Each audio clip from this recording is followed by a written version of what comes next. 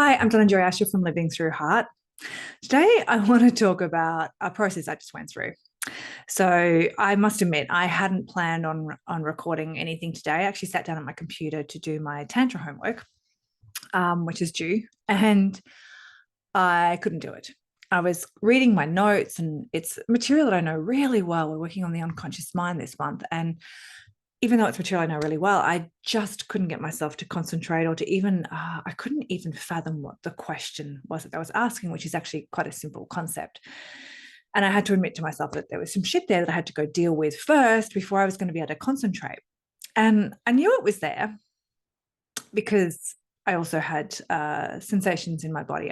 The last sort of week, I felt like I have almost like there's something on my back, like riding me.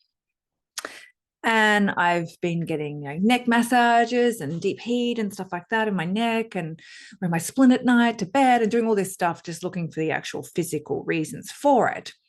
And when none of that is working, I had to actually sit and say, well, maybe it's not just physical. Maybe there actually is some sort of emotional, energetic reason for this sensation in my body at the moment, sort of riding me into the ground. And I'm not surprised because tomorrow I'm actually off to a retreat with the beautiful Shannon Valance, who is one of my amazing mentors here in Perth. And we are doing the Dark Goddess or the Dark Mother Kali Ma retreat. And for those of you who don't know, Kali Ma is one of an amazing kick-ass Hindu goddess. And basically she slashes the ego, which for me is something that I'm really working with at the moment, my ego. Obviously not trying to get rid of my identity, but the part of me that arcs up, that tries to make me be important or tries to make me be better or tries to make me be right. And I'm just really been struggling with it a little bit lately. I'm totally transparent and honest here. And what has been coming to me more and more is that I'm at the point now where I am moving into a state of being able to release that and moving more into humility and being in service rather than having to be the best or be right, which is how I've lived my whole life, right? Trying to validate myself through my actions and be important that way and therefore be lovable and be safe, right? So I sat down the computer, I couldn't concentrate. And I was like, oh, it's one of those things where like, I don't have time for this, but then you don't have time not to do it because you're not going to actually accomplish anything unless you do it. So I took myself over to my couch and I sat there and I moved into the sensation in my body. And I started to allow it to come up and allow the feelings and just diving into the actual physiological feeling in my body and connecting into the emotion that was attached to it. And then diving down into that until finally I found a little girl, my little girl inside, and she was just being very, very quiet, being very, very still.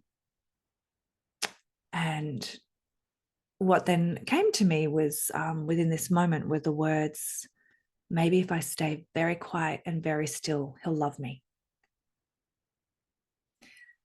And of course, that's that I've got a bit of emotion. And I was able to see this patterning in my life of being what the masculines in my life wanted me to be rather than being me, and being very quiet and very still and not being true to my voice and myself, and instead making myself and who I am within my strengths and stuff mold into what was right by them. And it's this whole like, maybe then I'll be lovable. And straight away, this memory came to me of what happened really recently. You may have heard me talking about an event that happened probably about 8 or 9 months ago now, where I went into a relationship. Well, it wasn't really a relationship. It was just kind of like a lover thing. That's what it was meant to be, right? But it quickly became more than that from their side, showing me attention. And oh my God, I couldn't believe it. Like all of a sudden I was getting all this attention, all this affection and, beautiful texts and everything that my inner feminine was craving, right? And then about 4 weeks later, it all got taken away. And if I'm very truthful, it was kind of slipping away anyway. It was kind of like this feeling about to go down and then there'd be a little bit less or a little bit less attentiveness or a little bit less this. And I could feel the sadness coming in me that it was like the sun had come out and now the clouds was coming over the sun, right? And basically, what was happening is he was going into his avoidant and his lack of freedom and feeling fear and starting to back away from what was there between us. But there was this moment where I had messaged him afterwards just to actually, because I was working with this whole sorry. What am I allowed to want? It's still very raw because I just worked through this. So I do apologize. But I said to you at the very beginning of all of this that I was going to be very raw and very real in this about who I am and where my process is. So I apologize if you find emotion uncomfortable, but this is where I'm at. So yeah, I was working through this. What am I allowed to want? What am I allowed to need? And I was working with Georgia Rose and I was like, no, I was unhappy with something that had happened. It had made me feel a certain way and I hadn't voiced it at the time. And normally what would happen is after we would see each other, we would send, beautiful texts about what we had liked. And this time I was like, we know this stuff, but hey, I just want to share something with you that I was really uncomfortable with. And then I shared what it was and why it had made me feel that way, which was nothing to do with them and everything to do with me. And it had been a particularly beautiful encounter together, but there was this one thing. And I was like, no, you know what? I'm just going to speak up for myself and I'm going to say that I wasn't comfortable with this. And within my message, I had taken full responsibility for that and had like jokingly said, I'm laughing at myself as I say this because of this, this, and this. But however, I just needed you to know that that's how it made me feel. And then there was like radio silence. And we finally had a conversation about it, probably about 6 weeks later. So for 6 weeks, I was in this bubble of like the rejection, the abandonment, and all my attraction, all of my fears of the anxious attacher was like triggered up. And this is when I had gone into this process from this point on that I've been through in the last 6-7 months, which has created this enormous growth for me, right? So I should be happy about that. Well, I am happy about that, right? Because who I am now is so much my window of tolerance, my capacity and who I am and like being able to hold myself is so much greater than what it was. And recognizing this part that I didn't even realize was there, right? I always thought I was this strong, independent woman, but really I had this massive like trigger and fear of rejection and abandonment. And this got triggered up. And it was like 6 weeks of utter hell of sitting in this pain of the radio silence and not doing what I wanted to do, which was claw it back and go after it. And instead sitting with it and processing it every day. I felt like I was just holding myself together through this. And the pain, the physiological pain in my body. And I would hold myself together until I had to just like every afternoon I was going up to bed and either sleeping through it to have a rest or going into process. And going back and tracing back childhood memories, ex-boyfriends, stuff with my ex-husband, all this stuff, just going back into all these times over and over and again where I had been rejected and abandoned and not been safe. Sorry. Anyway, so when we finally had this conversation, what came out of it was that this message that I had sent where I had like been open and honest with how I had felt about something that had happened. It was just a silly little thing, and he had turned it around and made it a personal attack at himself. And he said this thing and I was like, well, stop, wait, that's not what I said and that's not what I meant. This is what I meant. And it was just me expressing something that had made me feel uncomfortable. And it wasn't an attack on you and your person. And I said this, right? And then straight away he looped back into it and made this mean something about him again. He kept going, I would stop making this mean something about you. It's not. And I heard this quote once when someone said, when I tell you how I feel, that shouldn't be the start of an argument. If I'm being open and honest with you about how I feel, then this is for you to hold space for me and for me to be able to talk about something of how I feel, and for you to not make it mean something about yourself. And this is the thing in the world. We're always running around making everything mean something about us. When they said this, did it mean this? Were they thinking that about us? Blah, blah, blah. You know what? we can never work out what somebody else is thinking. All we can worry about is what we're thinking. But he had used this thing as as the final straw. The ice, this is the deal breaker. And what I when I went into this thing today, that was still there. And it was this like, if I hadn't have said, there's a part of me that was like, if I hadn't have said that, if I hadn't have messaged, maybe it would have been all okay. Maybe he still would have been like attentive and loving and sending me these beautiful texts and ringing me. Oh, well, deep down, I mean, what I worked into with this process was down through the sadness of that and the not being able to voice this silly little thing, right? That then he's turned into this big fucking drama about himself and what I thought about him, which was not there at all. And I went back and read my message later, and it just was not in there. It was not a personal attack. It was actually a laughing thing about myself and trying to explain how I was thinking in that moment and why, right? But he had taken this around, right? And there was this part of me that was like, oh, if I hadn't said this, maybe I'd still have this, like the sun would still be there and the clouds wouldn't. But in reality, he has just used this excuse to like, oh, I'm not safe. We're gone, right? Out the door. And nothing that I could have said or done or didn't say or could have done would have stopped that from happening, because that was him starting to feel threatened emotionally with feelings and leaving, right? But it made me realize this part of me feels like she can't be herself, and that when she is, she's not going to ever be able to be lovable. And that made me really sad. And I worked down through that sadness. I got to the fucking anger. I mean, why shouldn't I be allowed to show up in this world as who I am and have a match in that, right? Which then, of course, made me realize that the reason I haven't is because I haven't been showing up in the world. And then, of course, that made me angry as well at myself and all this tangled emotions that was in my body with this. So I worked down through that, just expressing and allowing and moving and breathing and letting it all come through and all the realizations. And it's like waves coming in and this convoluted layers that go into this, all leading back to the little girl that learned if she just stayed silent, didn't say anything, and was the good girl, that then she would get love and affection. And that if she did something that wasn't right or that was disappointing, then it was withdrawn. And the realization of, how that is still driving my life is so frustrating.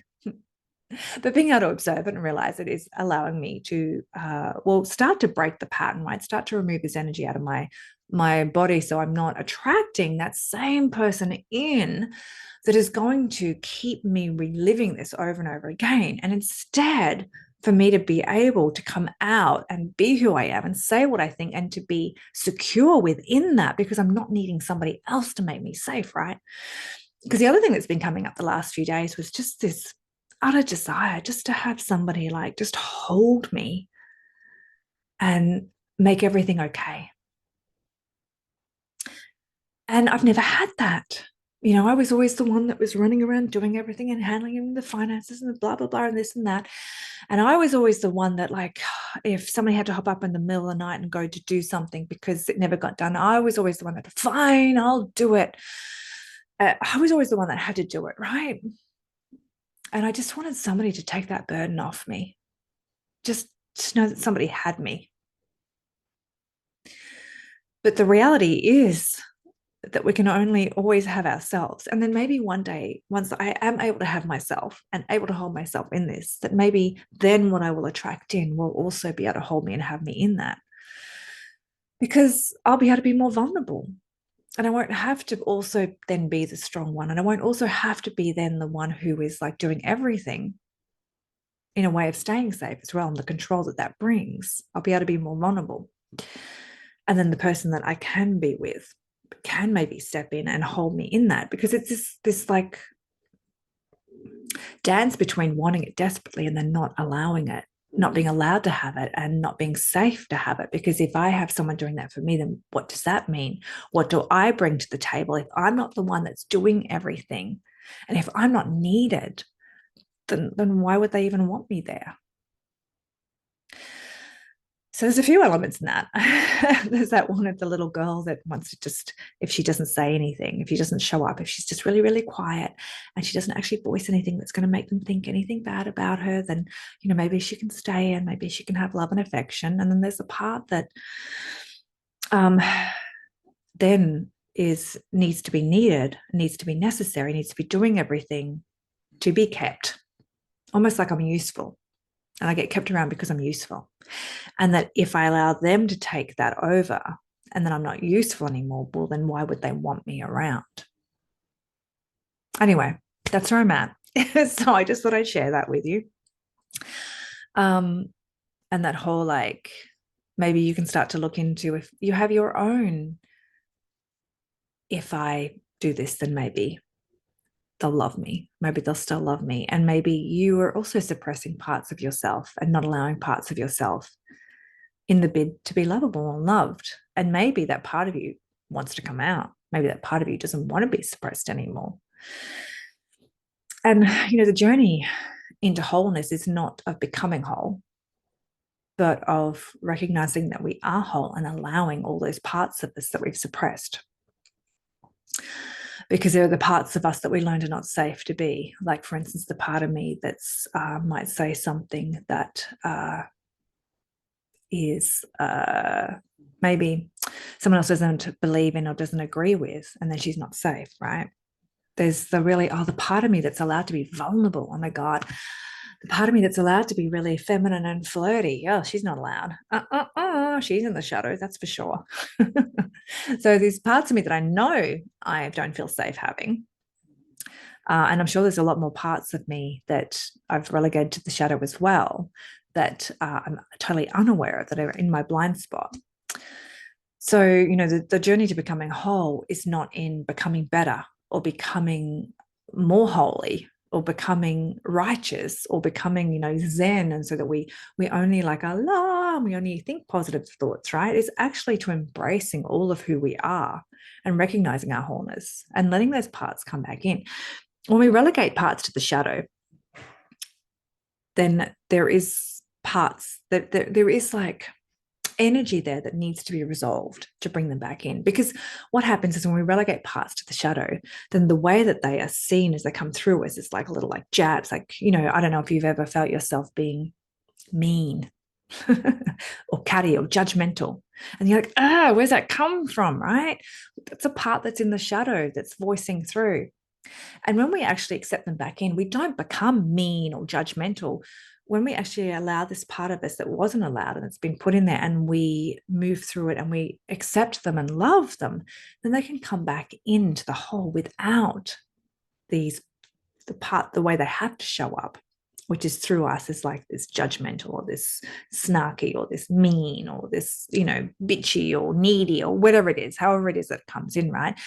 When we're able to just accept the wholeness of who we are and like be real with us, it's like a whole of feeling. I'm not saying I'm there, but I can feel more whole in that we're just real. We don't have to be all like white light and good all the time and right and like, humble all the time and like just doing stuff for other people all the time and only saying kind things all the time. I mean, don't get me wrong. I mean, we obviously want to be kind and we want to be loving. We want to just be that because we are that, not because we're trying to prove something, not because we're trying to be something. And that's the difference. Like when you're able to accept the parts of yourself and live from that place of inside, rather than trying to show up in the world in a particular way because of what we think that means about ourselves, and maybe, trying to get to heaven or trying to be the best, possible person we can be, or because we think that all this stuff is wrong, then really what we're doing is suppressing parts of us. And when you try and suppress parts of you, it's a little bit like holding a beach ball under the water. You can only hold it down for so long before it pops up and smacks you in the face, right?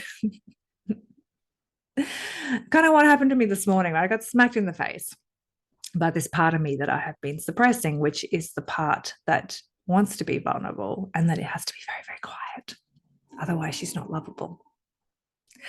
Anyway, I am sure that process is not finished, but just kind of like a bit's been moved, a bit's been shifted, because I'm definitely feeling a lot more able in able in my cognitive thought process. I was kind of like a little bit brain fogged from it.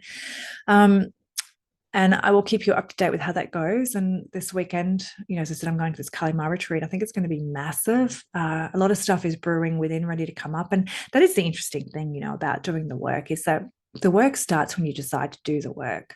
And when you know something's coming, your unconscious will start to bring up what it's ready. It's almost like it starts house cleaning. When oh, the council's coming and they're going to do they're going to take away old furniture or old televisions or whatever. And then, all of a sudden we go through the house and we start finding the things that we don't need anymore. And then we take them out the front and we leave them on the curb, right? When up to that point, though, we're just kind of clogging up our house. So our mind's like that. Our conscious mind is like that. It doesn't actually want to stay in these energetic knots of, like, almost like we're crippled, right?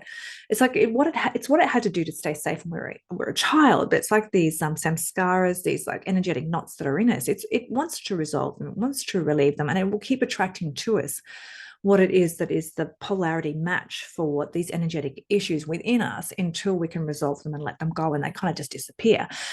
So when it knows that something's coming, like, for instance, I know I've got this retreat this weekend, which is all going to be about splashing your ego. It goes, oh, and it starts to go through and starts to clear stuff out and bring it up to, like, hey, this is what needs to be taken.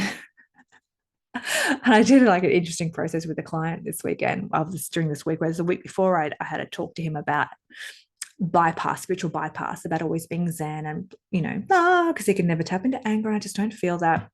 And I said, I called him on it, right? And then this week, he was angry and frustrated when he actually showed up for the call, and like it was there in his body and he couldn't shift it and he didn't know what was going on. And we were able to go into it and start to integrate this part of him that wasn't allowed to be angry. So it is a really interesting process. And for me, something that's really interesting at the moment is that most of my clients are actually men. I had the intent of working with women, and then all of a sudden I ended up working with all these men. And it's been a beautiful process for me, because what I'm beginning to realize is that, what I'm realizing, they're just as confused, they've got just as many belief issues and hang-ups. And I used to think that they were like almighty, and like I had this like creeping around thing with men. And now I'm realizing, hey, they're just as confused as the women are in the world. They've got just as many issues as we have. They need as much help as we do.